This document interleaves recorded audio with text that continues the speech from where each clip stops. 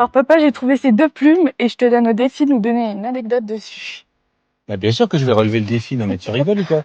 Bon, déjà, tu sais quelle espèce c'est, ça? Non, pas du tout. Alors ça, c'est le gypaète. Donc ça fait partie des vautours. On le reconnaît parce que là, c'est blanc. Et puis ça, c'est un vautour moine. Donc c'est D'accord. une autre espèce. Les deux, elles sont présentes en Suisse, dans les Alpes. Alors l'anecdote, bah, tu vois, les deux, elles sont très foncées, plutôt Mmh. noires. Et c'est deux espèces différentes. Et pourquoi c'est noir? Ça, tu vois, sont les plumes qui sont au bout de l'aile, ce qu'on appelle les rémiges. Donc c'est celles qui vont en fait fendre l'air, et puis qui D'accord.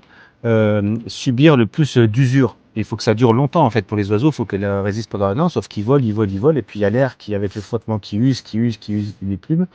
Et la couleur noire, en fait, elle est due à ce qu'on appelle la mélanine. C'est un pigment qui donne cette couleur. Et ce pigment fait que la plume est plus résistante. D'accord. Donc ça veut dire qu'elle va... Ça, c'est au bout hein, de l'aile. C'est là où ça prend le plus de frottement. Et c'est là où elle va donc résister le plus longtemps grâce à cette mélanine, donc à cette couleur noire. Ah, les animaux, ils vont avoir d'autres couleurs. Ils vont avoir...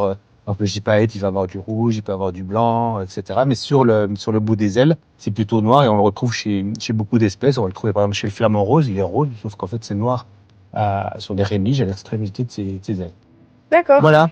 Ah, c'est bon? Oui. Merci.